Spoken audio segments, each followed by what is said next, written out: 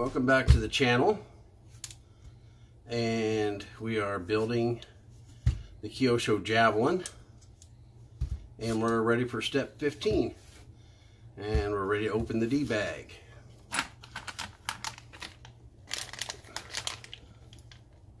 Looks like we're getting ready to install some shock towers, and for step 16 we're going to do the control arms.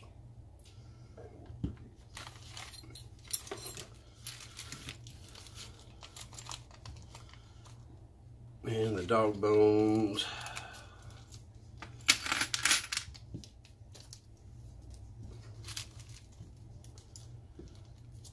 And we got a bunch of fasteners.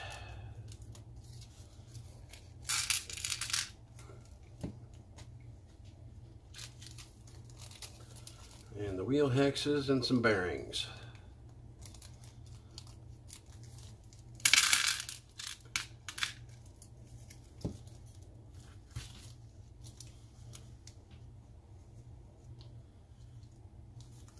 Oops. See, that's what I said. Look through your bags, because that guy didn't come out.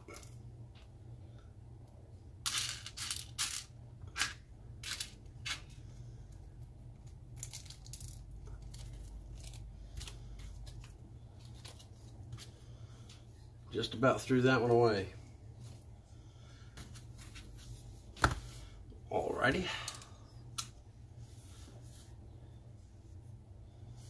So it looks like the first thing we'll do is we'll start on this end, and this goes right there, and we also got the front links, and these are the ones that are, the ends are perpendicular with each other, so we need these.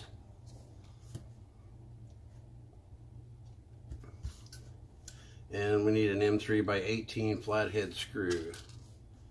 That's those right there. So it looks like we need M3 by 18, M3, we need 4 of them. There's a counter bore on this, so this is not symmetrical. Make sure you put it the right way around.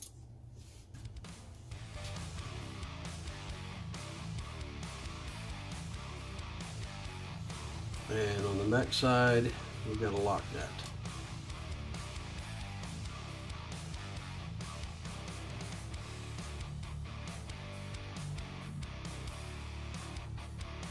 Got the 2 that go through the top with a jam nut.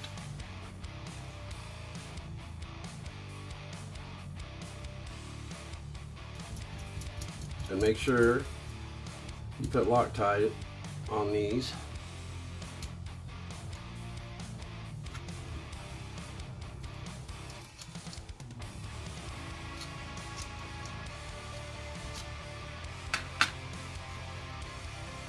Okay, now this one, there's counter bores on the back, and they don't show them here, so let's go towards the back. And this gets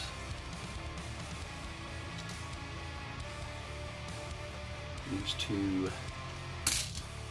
self-tapping screws.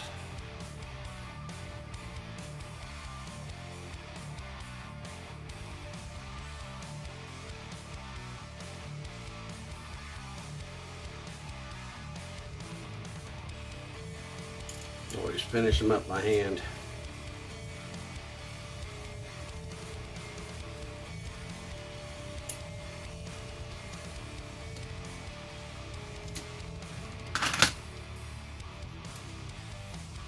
Set this off to the side. Okay. Now we are going to do, that screws onto there. It's going down here, and it shows it going through the bottom hole. There's 2 holes here, so it shows it going through the bottom, and that is an M3 by 12.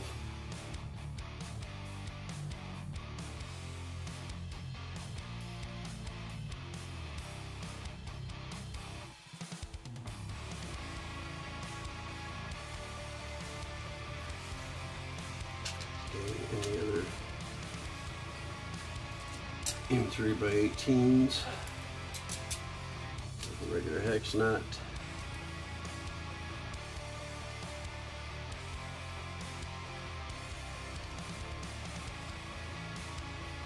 And more Loctite there. Okay. So that looks like everything on that page, or on that step.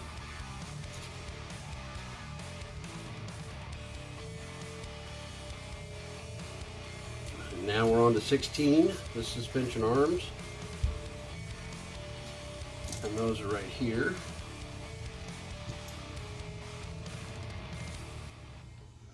The two front ones, looks like they can go either way. It's not going to make a difference if you flip them over. Everything looks to be the same. Line to flat surface. Okay, so there's a flat there and a set screw that goes through on your pin. So you got a flat there that the set screw will go into to hold these on.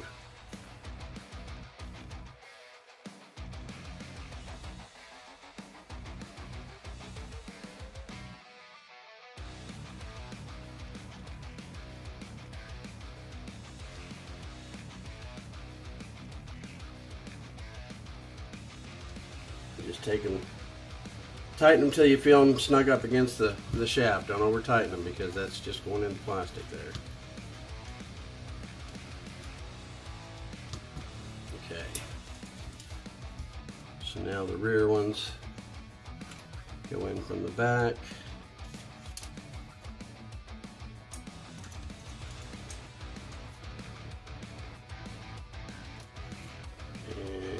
Set screw right here, so we need to line the flat up with that.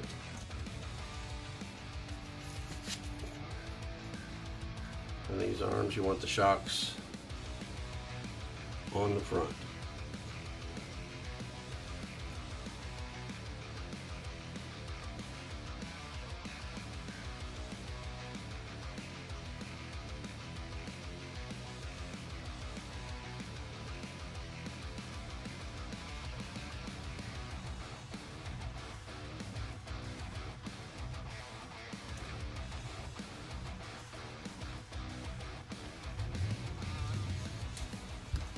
Alright,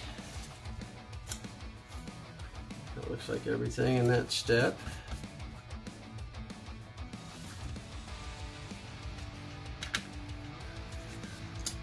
So we're on to step 17. Let's see that I missed anything. Alright.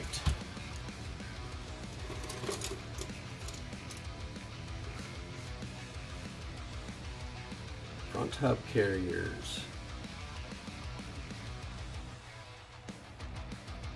And this is where we need these pieces.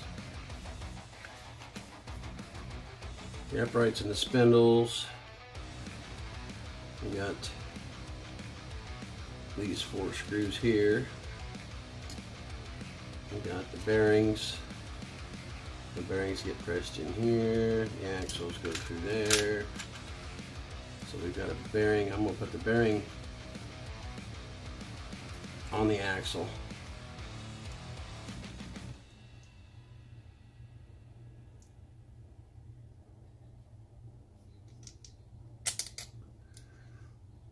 And that slips in there pretty easily. And then a bearing out here.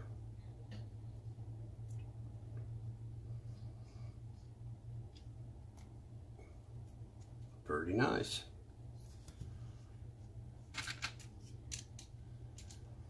Oops. Guess I need the bearing, huh?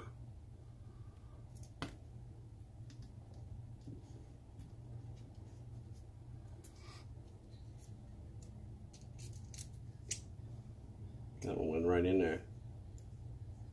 Not much play in it though. Must have just got lucky. Okay, there's that and that. Now we are going to use these. These will go inside the carrier. these bushings, and those are pretty loose fit.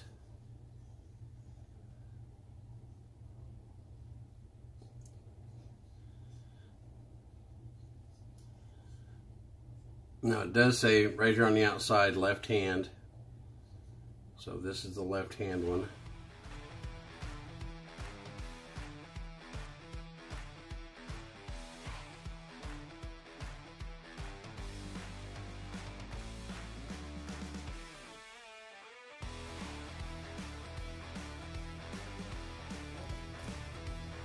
Now we need to put the balls in here.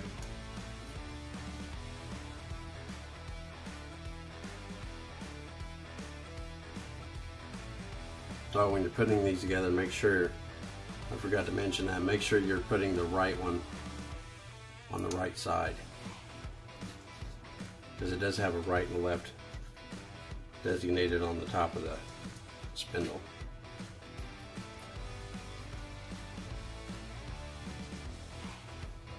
Okay, I'm going to go ahead and put this in here just to keep these bearings from falling out.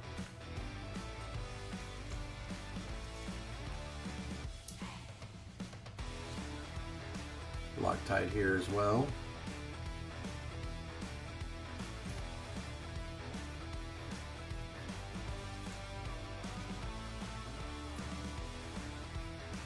Funny it doesn't call for it, but yeah, put some Loctite on there as well.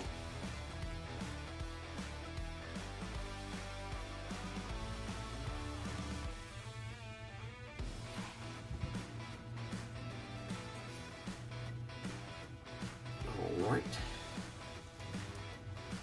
Now this still kind of, well, it does have a nut that goes on the bottom, but that is a lot longer, which is kind of strange because everything so far has been perfectly to scale in the manual. Okay, does it have a specific height? Tighten until flush with nut. Okay. So, see, that's another thing that baffles me. They got this thing drawn to scale, and you're going by the end of the ball to adjust it. So it's going to be sticking up higher than what it would if you had that size ball stud. So basically I'm just going to turn this, the screws ran all the way through, the ball screws ran all the way through. I'm going to tighten this till the nut is flush with the end of the screw, and then I'm just going to use the nut to snug it down to the proper position.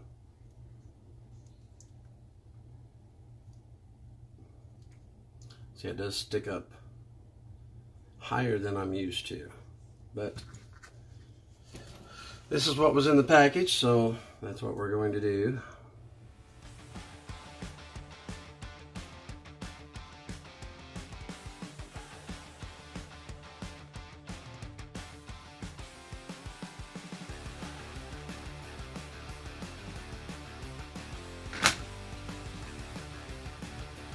There are those done. This one is the left. And that one is the right. So now we're going to put the dog bones in, and it says to put a little grease on here. Now, I wouldn't put grease on your dog bones. Get a dry film lubricant like a graphite and put on there. You put grease on there and the dust is just going to get caked on there, and it's just going to wear your dog bones out. So, and I don't know if this one is going to be this exact same, because this is a 2014 release. But the one I had back in '86, these were notorious for just flying out of there, just going around corners and stuff, not doing anything crazy, they just come out. So if you've got some rubber O-rings You might stick some O-rings up in these cups here if you've got any kind of end play, to just kind of alleviate that a little bit. But I'm not even going to put, well, I guess since I'm not going to be driving, I will put just a tad bit of grease on here, just to keep it from rusting. Not like it's going to be sitting outside or anything.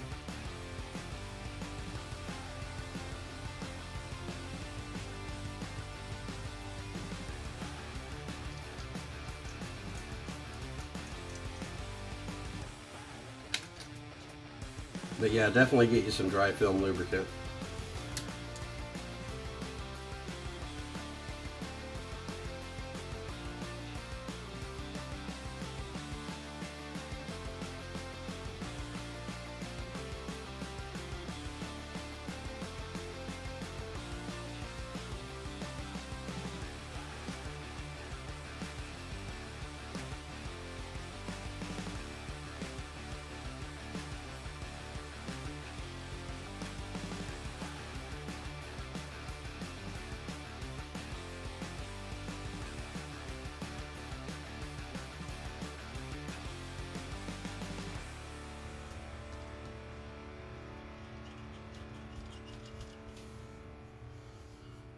Okay, so there's the front. I gotta put the snap rings on. Try out the handy dandy snap ring tool here. There's an E2.5.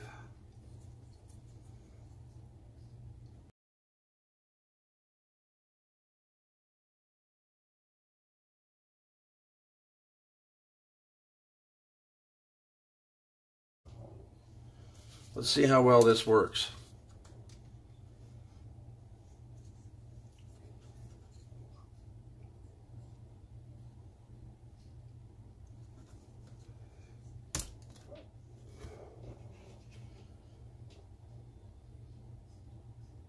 Not any better.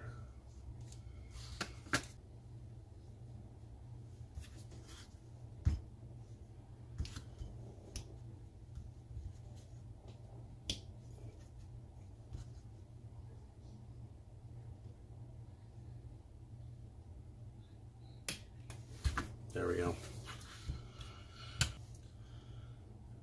All right. I think these were like $12. These are $20. Those just need to go right directly in the trash can. I'm sure there's probably a time when they'll come in handy, but not this time.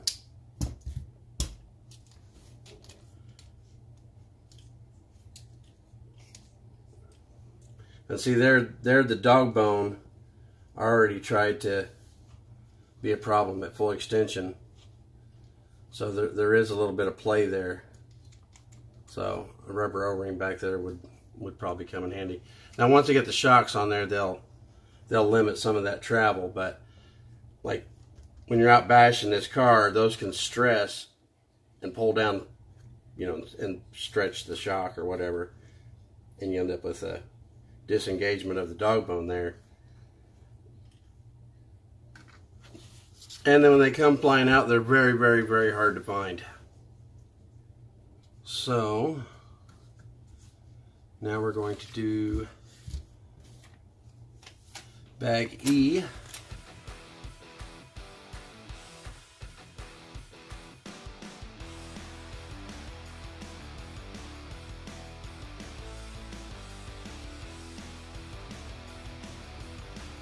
Make sure there are no hidden E-clips, because there are E-clips in that bag, 2 of them. Okay, so now we get to break out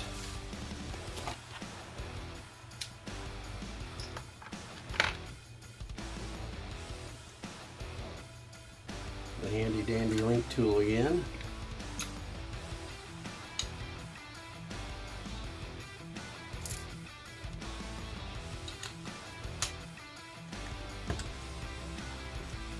We're going to assemble 2 of these.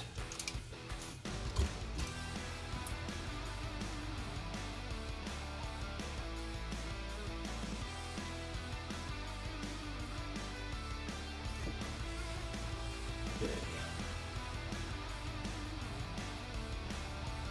These aren't turnbuckles either, they're both right hand thread on each end.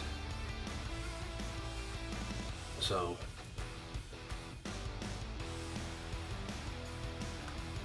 if you want to make an adjustment here, you got to pop one end off.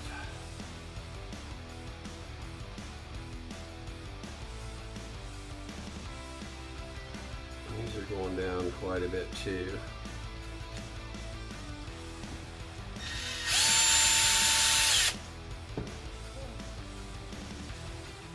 Quite a bit more.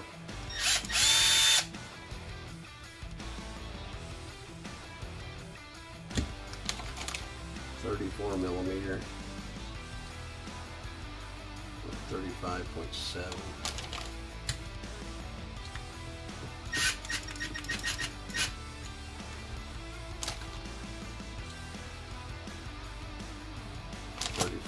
.7.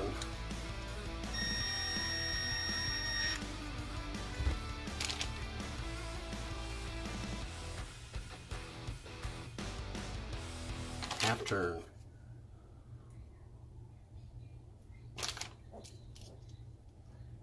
.34.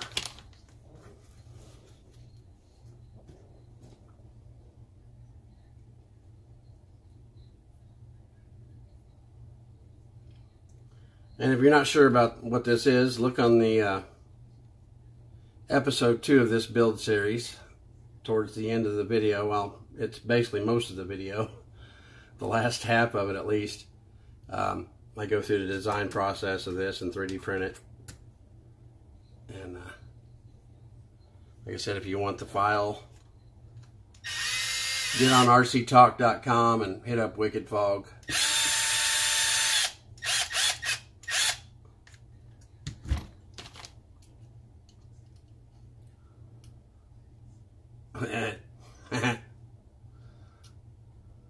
First time.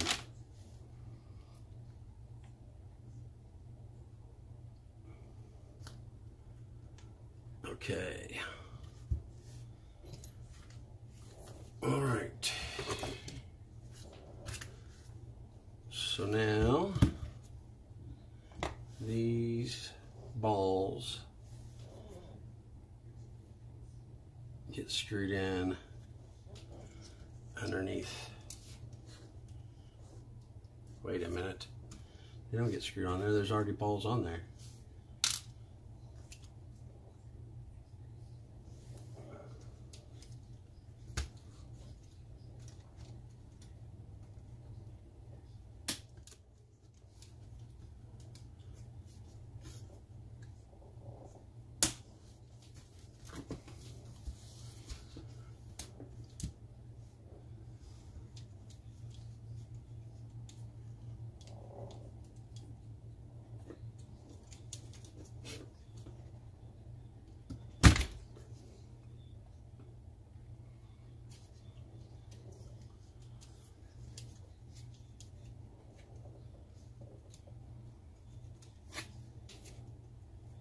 These should have been put on here before the bell crank was installed in the car.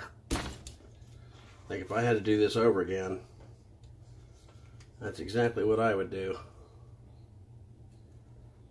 There's no place to get a hold on it. There we go.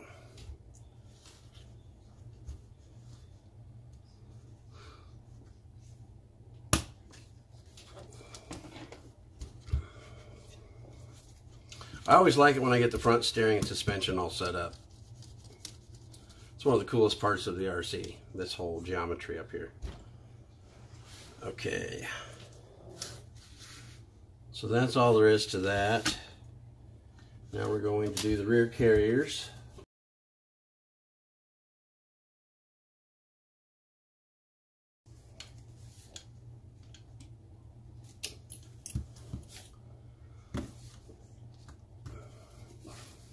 It's alive.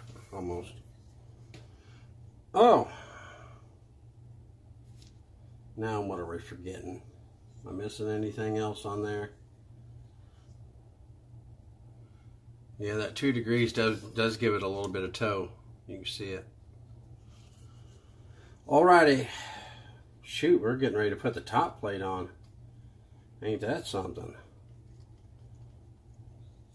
We're going to call it a day right there. My phone's probably about ready to die anyway. So, that's the end of episode 3. We'll get on to the top plate. It looks like the roll bar and the battery holders. Let's see. Oh, we're bolting the parts onto the top plate, and then you bolt the top plate assembly down. All right, we're getting close with it, guys. We'll get back on this tomorrow, and I'll try to get this video edited and uploaded pretty quick. So anyway, thanks for watching, and make sure to leave a comment, like, subscribe, all that good stuff, and catch you on the flip side.